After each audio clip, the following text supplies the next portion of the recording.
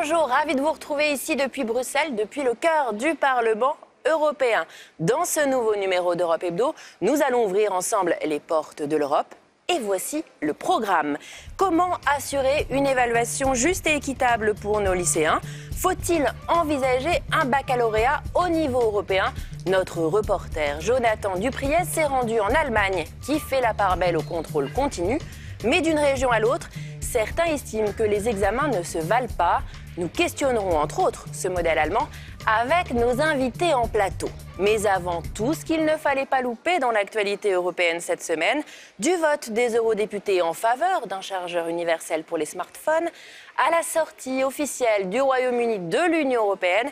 C'est résumé pour vous comme chaque semaine par Aurélie Dafas.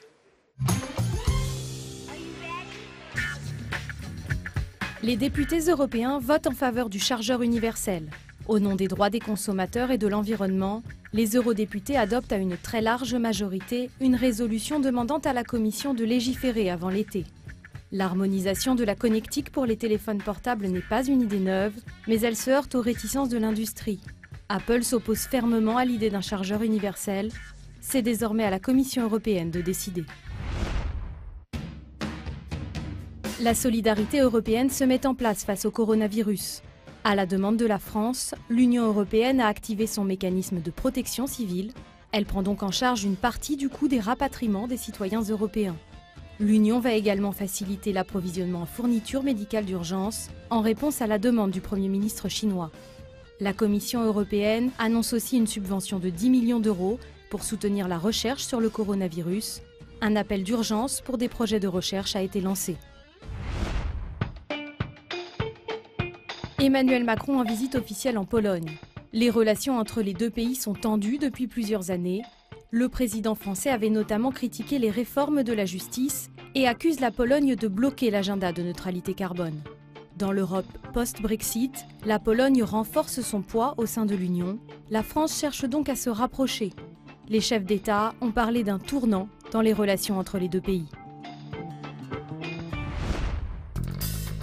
Joie et tristesse autour du Brexit alors que le Royaume-Uni devient le premier pays à quitter l'Union européenne. À Bruxelles, le Parlement a ratifié l'accord de divorce. Un moment fort dans l'hémicycle avec les adieux aux eurodéputés britanniques sur l'air écossais de ce n'est qu'un au revoir. Pour d'autres, c'est une célébration. Les députés du parti du Brexit quittent Bruxelles enjoués. 3 ans et demi après le vote des Britanniques, le compte à rebours a pris fin. Mais s'ouvre désormais une nouvelle période de négociation pour déterminer le cadre de la future relation entre le Royaume-Uni et l'Union européenne. Amandine Crespi, bienvenue. Vous êtes politologue, enseignante à l'Université libre de Bruxelles. Nous venons de revoir des images déjà très commentées des eurodéputés britanniques qui partent. Ça y est, donc la sortie officielle a eu lieu, mais le plus dur, il reste à venir, il reste à faire. Oui, évidemment, on voit que la déclaration politique qui a été adoptée en octobre dernier, c'est vraiment des bonnes intentions et que maintenant il faut passer au sujet difficile et aux détails de comment est-ce qu'on va concrètement régler cette relation commerciale, économique entre le Royaume-Uni et le reste de l'Europe. Parce que l'on ne divorce pas comme cela de 47 ans de vie commune. C'est compliqué de sortir de l'Union européenne? Oui, c'est compliqué. C'est l'un des grands enseignements de ce Brexit qui peut-être décourage d'autres partis, d'autres mouvements qui auraient pu prôner la sortie de leur pays de l'Union européenne. C'est compliqué beaucoup plus que la majorité des gens ne l'auraient pensé, sans doute parce que tout ce qui a été fait sur le plan réglementaire qui impacte la vie quotidienne, dans les réglementations, dans les échanges économiques, n'est pas forcément perçu très concrètement, mais néanmoins crucial. Alors justement, parlons du calendrier. Boris Johnson, il a d'ores et déjà annoncé qu'il ne voulait pas prolonger la période de transition au-delà du 31 décembre 2020. Pourquoi une volonté d'aller si vite, quitte à se précipiter? Et est-ce que c'est envisageable de tout négocier d'ici la fin de l'année? On voit que depuis le début, Boris Johnson, il adopte une attitude assez belliqueuse, en tout cas une ligne dure dans ses négociations de Brexit. Son slogan de campagne, c'était « c'est moi qui ferai le Brexit »,« Get Brexit done ». Ce qu'il a fait. Ce qu'il a fait, et c'est qu'il veut continuer de faire, je pense, relativement rapidement, donc avec des négociations qui ne traînent pas en longueur. Alors ça, c'est un slogan de campagne. La réalité de négociation, on le voit avec d'autres accords de libre-échange entre l'Union européenne et le Canada, les États-Unis, le Mercosur, qui parfois prennent des dizaines d'années. C'est vrai que ça va être un défi considérable de boucler ces négociations en un an. Certains estiment que ce n'est pas possible et que donc on se mettra d'accord sur des grandes lignes. Certains sujets doivent être réglés, en tout cas c'est ce que les négociateurs voudraient d'ici à l'été, comme la pêche ou les services financiers. Alors la bataille de l'après a clairement commencé. Le Premier ministre britannique, vous l'avez dit, semble durcir le ton. Il veut s'affranchir de la tutelle de l'Union européenne. Écoutez Boris Johnson et on en parle après. There is no need for a free trade agreement.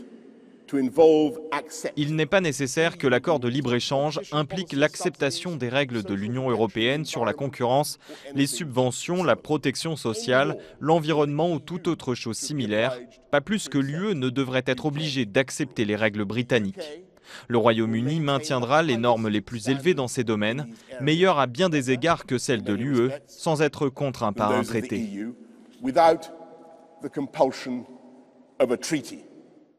Concrètement, là, est-ce que Boris Johnson affirme que le divorce, il pourra être définitivement consommé sans accord et que ce n'est pas forcément un problème ? Oui, on voit qu'il est toujours dans cette attitude offensive d'un Brexit qui s'assume. S'il n'obtient pas ce qu'il veut dans ses négociations avec les Européens, il est prêt à aller au no deal, ou au presque no deal en tout cas, et à avoir... quitte à avoir des conditions d'échanges commerciaux peut-être moins favorables. Donc c'est une position véritablement politique et je dirais même symbolique plutôt que pragmatique ou économique. Quels sont particulièrement les points d'achoppement, les points durs sur lesquels il va falloir batailler? Alors il y a la pêche. Oui, alors la pêche est apparue effectivement ces derniers mois comme une question particulièrement difficile, où chacun des partenaires est à la fois en position de force et en position de faiblesse. Donc c'est un exemple intéressant pour montrer aussi les interdépendances très étroites entre les pays européens.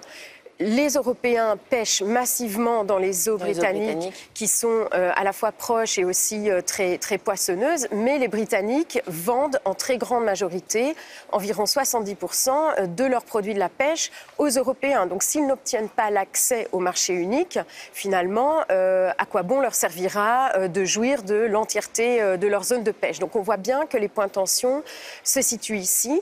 Et dans une situation qui est complexe, on voit que Boris Johnson essaye de revenir en quelque sorte sur les engagements pris dans la déclaration politique d'octobre dernier, à travers laquelle les Britanniques semblaient s'engager à suivre plus ou moins les standards européens. Face à ce volte-face, justement, est-ce que l'Union européenne elle va devoir durcir le ton ?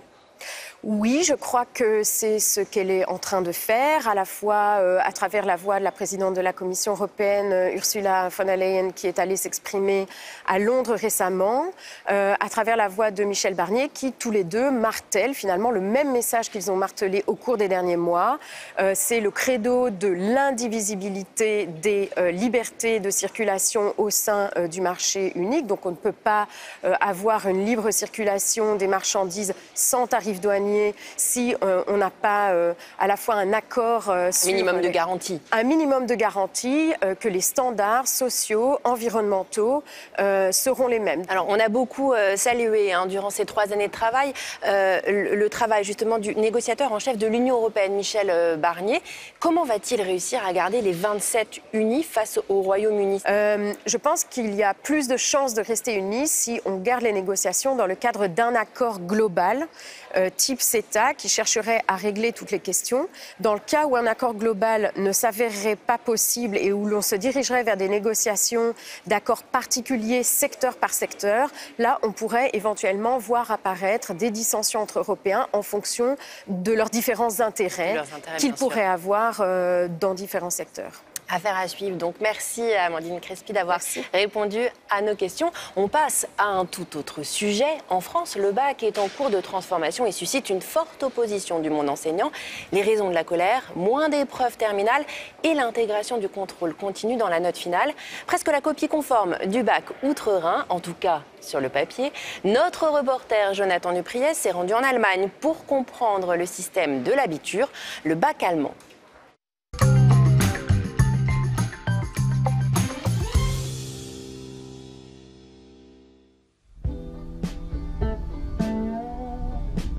Francfort sur l'Oder, 1h30 à l'est de Berlin. Au lycée Karl Liebknecht, 860 élèves, plus que quelques mois avant l'Abitur, le bac allemand. Ce jour-là, les terminales ont cours de français. Ok, alors, bonjour. Alors, notre thème, c'est le monde du travail. Aujourd'hui, plus précisément, nous allons parler en job d'été. Hormis 3 matières obligatoires, maths, allemand et une langue étrangère, les lycéens déterminent les spécialités qu'ils ont envie d'étudier et se construisent un bac presque à la carte. J'ai choisi des matières en fonction de mes facilités, pour avoir la meilleure moyenne possible à l'Abitur.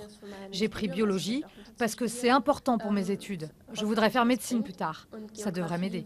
Et puis géographie parce que j'ai de bonnes notes, tout simplement. Frédéric et Paul, vous allez travailler avec Charlotte et avec Florian. En plus de choisir les enseignements qu'elle suit, Kéa choisira les matières qu'elle passe, 4 en tout. L'examen final compte pour un tiers de la note. Les 2 tiers restants sont évalués grâce au contrôle continu depuis la première. Un système qui a fait ses preuves, selon le directeur du lycée. Das bietet Vorteile für Jugendliche, die vielleicht.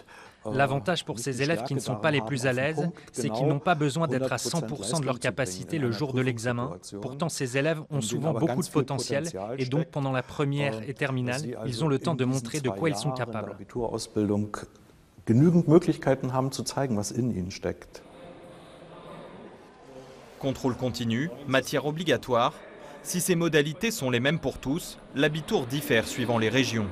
À l'inverse de la France, la politique éducative est décentralisée en Allemagne.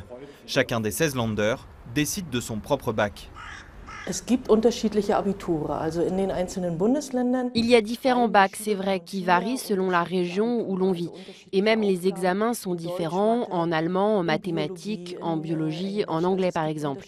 Mais en ce moment, les régions sont en train de développer une banque d'épreuves communes pour les épreuves obligatoires dans laquelle elles pourront piocher. Nous tendons de plus en plus vers une harmonisation de nos différents bacs pour les rendre plus comparables les uns avec les autres.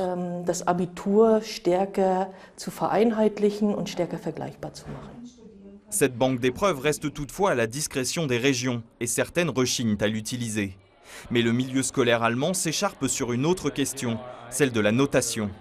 En l'absence de barème commun pour le contrôle continu, comment évaluer le niveau réel d'un lycéen et la pertinence d'une note?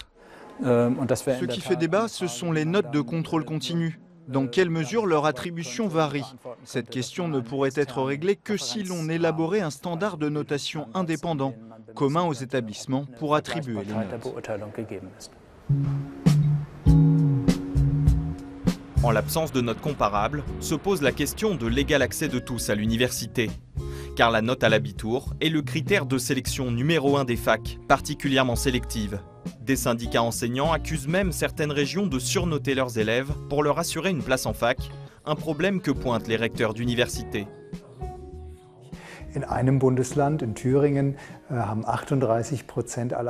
Dans certaines régions, par exemple en Thuringe, 38% des élèves ont une note supérieure à 13,5, c'est-à-dire une bonne note, alors qu'en Basse-Saxe, seulement 17% des élèves ont cette moyenne-là. Ça veut dire qu'on a de grandes disparités de niveau, mais aussi de notation. Et donc, les notes sont de moins en moins pertinentes. Denn wenn jemand eine 1,0 hat, ein überragendes Abitur, dann ist das De fait, pour un élève qui a obtenu un 18, par exemple en maths ou en sciences naturelles, il faut déterminer dans quelle région il l'a obtenu.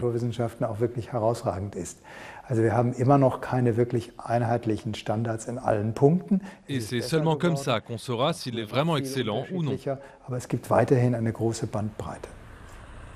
Faute de pouvoir estimer la valeur de l'élève sur la note, des universités prestigieuses et très demandées comme la Freie à Berlin ont décidé de durcir leurs critères d'admission. La fac berlinoise valorise désormais les années de césure, les stages, et est beaucoup plus regardante sur la cohérence entre spécialités choisies par le lycéen et la filière qu'il vise. Romy, 20 ans, en a fait l'expérience. C'est pas simple à Berlin, car beaucoup de gens postulent. Et avec le numerus clausus, les exigences sont élevées. Il faut donc avoir un très bon abitur pour entrer. Moi j'ai eu de la chance, car ma note n'était pas excellente. Mais j'ai réussi à entrer ici, surtout parce que j'ai fait un stage dans ma filière. Et ça a joué.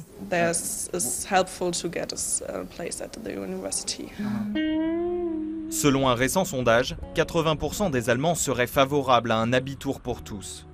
Mais même si le gouvernement d'Angela Merkel pousse pour plus d'harmonisation, le pays attaché au fédéralisme se heurte à l'hostilité de régions comme la Bavière, qui redoutent que leur bac, réputé difficile, soit dévalorisé.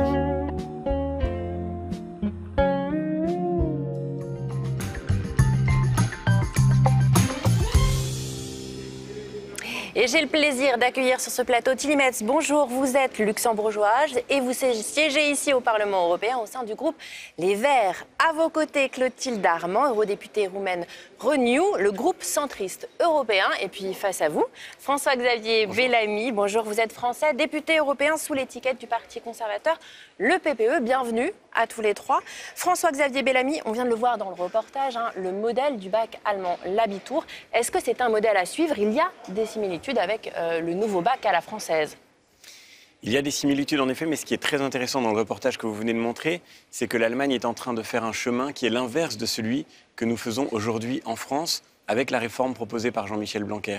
L'Allemagne a réagi de façon très forte au choc qu'a été pour elle l'enquête PISA qui, publiée il y a quelques années, avait montré que ses élèves n'étaient pas dans les meilleurs.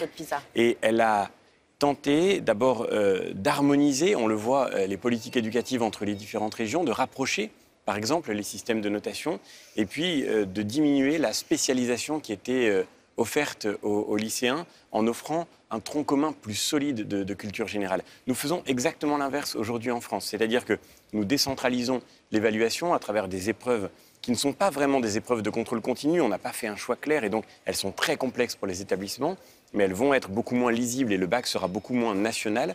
Et puis simultanément, nous accélérons la spécialisation au lieu de transmettre cette culture générale dont je crois les élèves ont besoin plus que jamais aujourd'hui. Au Luxembourg aussi, le contrôle continu est pris en compte. Ce n'est pas le cas en Roumanie où on mise tout sur le jour J. C'est une bonne chose, ça, de ne pas prendre en compte le contrôle continu, Clotilde Armand? En Roumanie, il y a de très fortes inégalités. Donc le problème que l'on voit en Allemagne avec les différences entre les régions... Selon les régions, oui. En Roumanie, ce serait terrible. On a un système qui est très élitiste, c'est-à-dire qu'on a des très très bons élèves qui sont même dans les meilleurs internationaux dans certaines écoles, dans certaines grandes villes. Et puis à la campagne, on a un pays très rural, le niveau est très très bas. Donc on sait qu'il faut investir massivement dans les systèmes. Dans les zones rurales. On sait qu'il faut remettre à l'honneur l'enseignement technique qui a totalement disparu. Donc on a beaucoup de choses à faire. Mais je pense qu'il est important, de manière à avoir la même évaluation pour tout le monde, d'avoir un seul examen parce qu'il y aurait trop de différences. De disparités régionales. Alors justement, en Allemagne, en Roumanie, mais aussi en France, certains dénoncent un manque d'égalité avec un diplôme qui ne serait pas le même pour tous. Je vous propose d'écouter un professeur français qui fait grève contre la nouvelle formule du baccalauréat, et puis on en reparle après. Nous étions convoqués par les surveillances, nous exerçons notre droit de grève parce que nous considérons que les E3C, c'est vraiment quelque chose qui est en train de casser le bac. Le bac n'est plus un diplôme national, ça devient un diplôme local, un diplôme maison, avec toutes les inégalités que ça entraîne. Nous le refusons, c'est pour ça que nous exerçons notre droit de grève. Alors, le professeur parle de 3C, je précise que ce sont les épreuves communes de contrôle continu. Tilly Metz, le même diplôme pour tous, c'est ça l'enjeu? Comment ça se passe chez vous au Luxembourg? Bon, au Luxembourg, effectivement, on a un bac national où il y a, selon les spécialisations qu'on choisit, un certain nombre de branches qu'on doit passer. Il y a un petit pourcentage où on considère aussi l'évaluation continue. Il y a des oraux, il y a surtout des écrits. Donc, ça reste à mes yeux quand même aussi assez traditionnel, sauf pour les spécialisations. Moi, je viens de la formation des éducateurs et éducatrices où il y a vraiment la prise en compte du stage qui est une note très importante aussi et qui continue quand même ils obtiennent aussi un bac à travers cette formation duale donc, qui se base sur stage et en plus sur des cours théoriques et des oraux et de l'évaluation continue. Donc au Luxembourg, il y a plutôt un même diplôme pour tous. François-Xavier Bellamy, on vient d'entendre un enseignant en grève. Vous comprenez leurs revendications? Non seulement je la comprends, mais je la soutiens. Moi, je suis professeur de philosophie et j'ai exercé jusqu'à mon élection ici l'été dernier.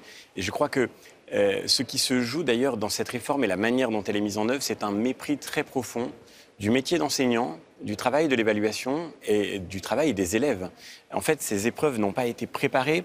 Elles se déroulent dans des conditions de désorganisation absolument invraisemblables. On a des établissements dans lesquels les sujets ont circulé avant que l'épreuve ne soit passée, d'autres établissements dans lesquels les élèves se filment eux-mêmes avec leur téléphone portable en réalisant leur épreuve. On voit bien que tout ça n'est pas sérieux. Rappelons que le baccalauréat, c'est le premier grade universitaire en France. C'est-à-dire que c'est une manière aussi, et je crois que c'est très important, nous l'avons vécu comme cela, nous aussi, comme élèves, d'avoir ce rite de passage. Mais le contrôle continu, c'est aussi peut-être un moyen justement de lutter contre les injustices et d'évaluer sur un plus long terme. C'est le cas au Luxembourg, Tilly Metz. Oui, effectivement. Je pense qu'en général, dans l'éducation, il faut tenir compte des savoirs, des savoir-faire, des savoir-être et des savoir-devenir. Maintenant, tout ce qui est test PISA, et je dois quand même dire aussi au Luxembourg, le bac traditionnel, il se focus beaucoup sur des savoirs plutôt théoriques, quelques savoir-faire, et très peu sur des compétences sociales, sur une certaine attitude, sur des compétences morales, etc. Et puis, je pense qu'au Luxembourg, un grand obstacle, parce que malheureusement, malgré qu'on tienne compte de l'évaluation continue, on constate au Luxembourg que là où je me trouve, les études que je fais, les résultats que j'ai à l'école sont fort déterminés quand même par le niveau socio-économique, social d'où je viens. Donc on ne peut pas dire que l'ascenseur social fonctionne. Même au Luxembourg, où on tient plus compte peut-être d'autres critères aussi pour l'évaluation. On le voit bien, au sein de l'Union européenne, il y a des disparités fortes pour le baccalauréat et sur les différentes formes de baccalauréat. Même si cela demeure de la compétence des États, est-ce qu'il ne faudrait pas envisager une tentative d'harmonisation? On a un exode, on a une fuite des cerveaux qui est absolument dramatique. C'est-à-dire que l'État roumain investit, forme des jeunes gens qui chaque année, et ce sont les meilleurs, qui partent. Je vais vous donner un exemple pour que vous compreniez l'ampleur du phénomène. On a 10% des médecins exerçant en Roumanie qui s'en vont chaque année. 10% des médecins, avec les montants que l'on a investis pour les former, cela représente un tiers des montants de la politique de cohésion, vous savez, ces fameux fonds pour aider au rattrapage économique, cela représente un tiers des montants de cohésion. Et juste pour les médecins, je ne vous ai pas mentionné les dentistes, je ne vous ai pas mentionné les infirmières, les ingénieurs, les chercheurs. Donc la Roumanie, et c'est la même chose dans les autres pays de l'Est, on investit massivement dans une élite finalement qui, elle, part dans le pays. Donc bien sûr, il faut qu'on revoie notre système, mais il faut également qu'au niveau de l'Europe, on prenne en compte le fait que ce qui n'est pas investi par la France, par le Luxembourg, eh bien finalement est comblé par des pays comme les nôtres qui déjà ont des ressources bien moindres et qui voient ces ressources profiter aux pays de l'Ouest. François-Xavier Bellamy, vous êtes d'accord avec Clotilde Larmand? Qu'est-ce qu'on peut faire pour éviter justement la fuite des cerveaux de l'Est vers les autres pays de l'Union européenne? Est-ce qu'il faut harmoniser un petit peu l'enseignement, le baccalauréat et autres au sein de l'Union européenne? Alors il faut faire en sorte que cette fuite des cerveaux effectivement soit limitée, ce qui ne passe que par le fait qu'effectivement nos économies puissent marcher du même pas aussi, en ce sens que la rémunération sera plus attractive en Roumanie de manière à pouvoir y maintenir les esprits que vous aurez formés. Moi je ne crois pas qu'il faille centraliser l'éducation au niveau européen. On voit déjà comme chacun de nos pays a du mal à ajuster la réponse éducative à la population à laquelle elle doit s'adresser. Je pense aussi qu'il y a des différences dans les cultures, dans les traditions éducatives qu'il faut pouvoir respecter. Mais je crois en revanche que nous devrions, et je parle là pour mon pays aussi, avec peut-être plus d'humilité, regarder ce qui fonctionne ailleurs, regarder ce qui a marché dans d'autres pays pour pouvoir nous en inspirer. Je pense à ce qui s'est fait en Allemagne, par exemple, effectivement, depuis quelques années, je pense... Même si on en voit les limites, hein, on l'a vu dans le reportage, les limites du modèle allemand. Bien sûr, mais enfin, les Allemands partaient quand même d'assez loin, puisqu'il y a 20 ans, ils étaient dans une situation très critique. Nous, en France, nous avons un problème majeur qui est que nous avons le système scolaire qui est l'un des plus inégalitaires de tous les pays de l'OCDE. C'est-à-dire que notre moyenne ne veut pas dire grand-chose. D'un côté, certains réussissent très bien, mais de l'autre, certains sont en grande situation de difficulté. Et malheureusement, le parcours scolaire d'un élève est, en France, très directement corrélé à son milieu social d'origine, ce qui est un scandale du point de vue de la promesse de l'égalité républicaine. Il faut absolument que nous puissions regarder ailleurs. Je pense en particulier dans ce contexte de Brexit, ce sera peut-être un peu provoquant, mais je pense à ce qui s'est fait en Grande-Bretagne, où il y a eu un travail remarquable pour réinvestir les savoirs fondamentaux.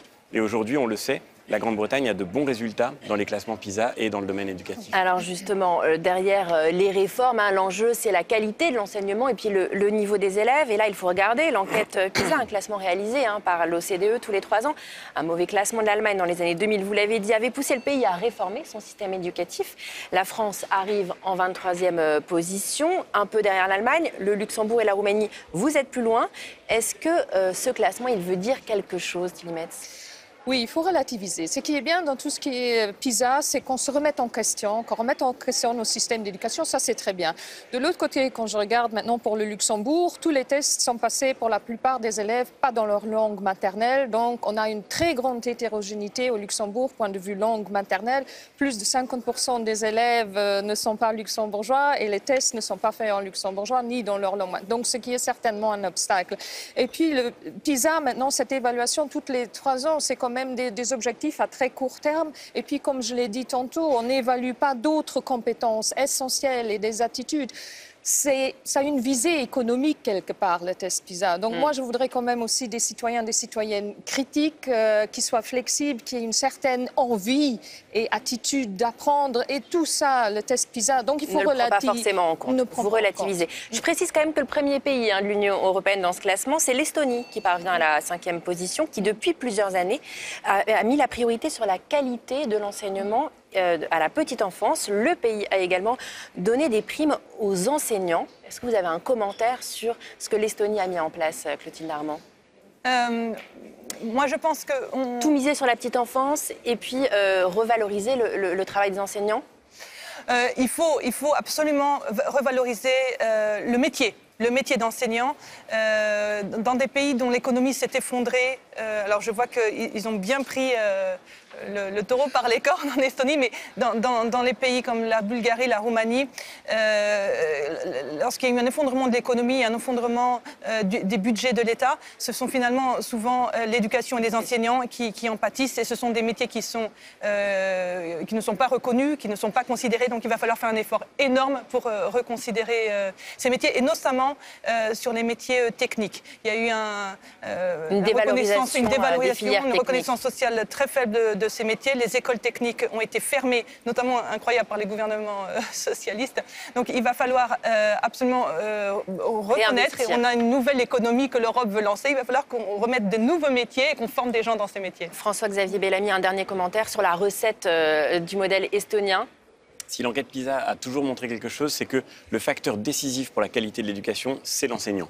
Et donc il faut investir pour avoir de bons enseignants, pour les rémunérer comme il faut, pour pouvoir attirer les meilleurs et puis pour pouvoir les former correctement.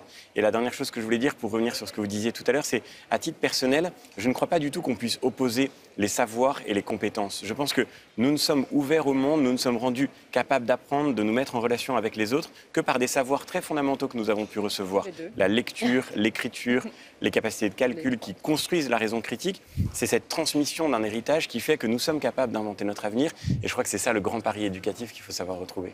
Très bien, merci à tous les trois. Ce seront les mots de la fin. C'est la fin de cette émission. Vous pouvez la voir en replay sur le site de Public Sénat, mais aussi à l'antenne de la RTBF. À très bientôt pour de nouvelles aventures européennes.